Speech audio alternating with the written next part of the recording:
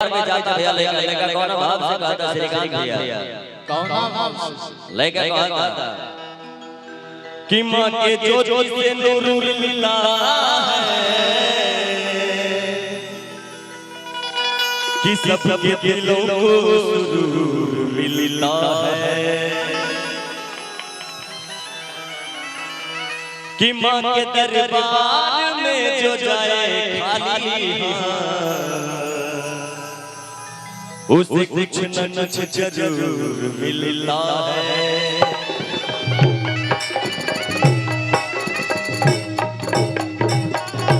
बोलिए साचा दरबार की मैया रानी की।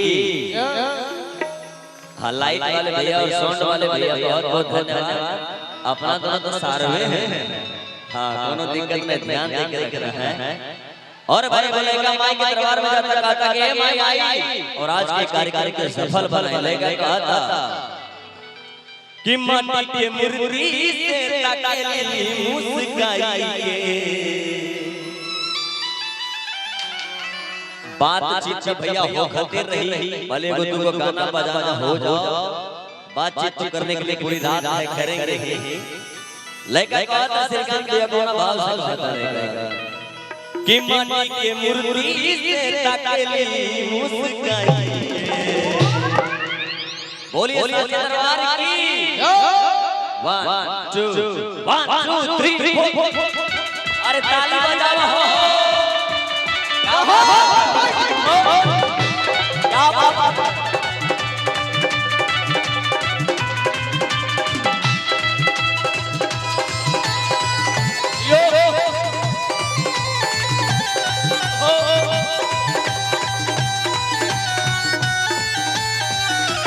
माटी के मुरली से तकली मुस्काइए माटी के मुरली से तकली मुस्काइए जब जब रूप सुहावना लगे दुर्गा के तया जब रूप सुहावना अरे ताली बजाओ माटी के मुरली से तकली मुस्काइए माटी के मुरली से तकली मुस्काइए। बोलिए साचा दरबार की मैया रानी। हमारी मां बाल लोग नहीं बोल रहे कोई दुश्मनी है क्या? बोलिए साचा दरबार की भैया आप लोग नहीं बोलिए साचा दरबार की। हाँ देखिए माई भैया हमारी माता बहन उपवास की है। हाँ नवरात्रि अभी तक खत्म नहीं हुआ। अरे भैया माँ चाहे माँ तो माँ होती है सर चाहे जन्म देने वाली हो चाहे काली माई हो चाहे दुर्गा माई हो माँ तो माँ होती है। इनके बारे में क्या कहना है जो हम सबों को पैदा किए हैं कि अरे माँ की दुआ कभी खाली नहीं जाती ये बात भगवान से भी टाली नहीं जाती। जरा गौर फरमाइए भैया कि माँ की दुआ कभी खाली नहीं जाती और ये बात तो भगवान से भी टाली नहीं जाती। अरे एक माँ बर्तन मांझकर पाल लेती है 4 बेटों को और वही 4 बेटों से एक माँ पाली नहीं जाती एक माँ पाली नहीं जाती। काहे कि माटी के मुरली से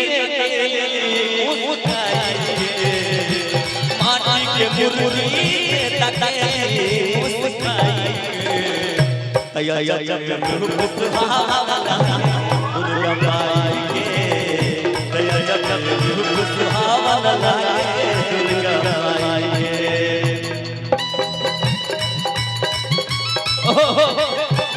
क्या बात है आइए क्या बात यो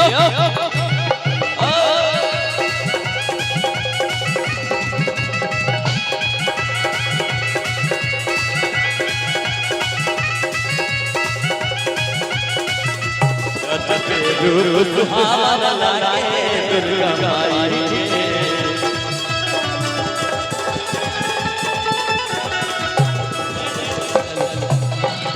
और लहंगा कहा था भैया लहंगा कहा था भाव है कहता कि हे माई है जौन जेकरा के जौन रूप में चाहत हरे और रूप में मिलत है। कहता कैसे कि आग खाती आग बारी पानी खाती पानी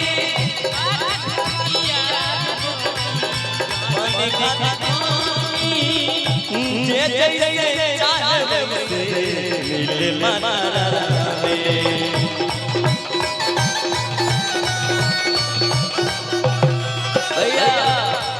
लेकिन यही भाव आगता कहता कैसे सबके तरीका अलग अलग होखेला माई की पूजा करे के। लेकिन हम लोग जो बिहार के लोग हैं इसका एक अलग सोसाइटी होता है। वो कहता कैसे मैया छठ में सब कुछ ले मन हराइए मैया छठ में सबके भैया बीच में छोड़ रहा है तैयार रूप सुहावना लाए दुर्गा माई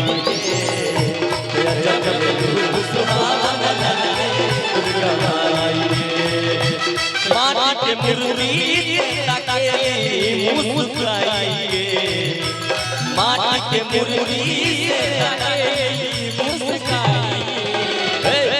जब जब रूप सुहावना लागे दुर्गा माई जब जब रूप सुहावना लागे दुर्गा माई जब जब रूप सुहावना लागे दुर्गा माई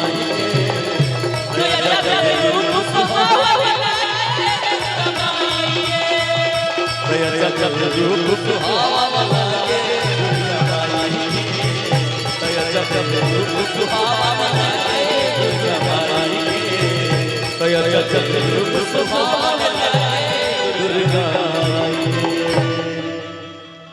चलिए बहुत बहुत धन्यवाद।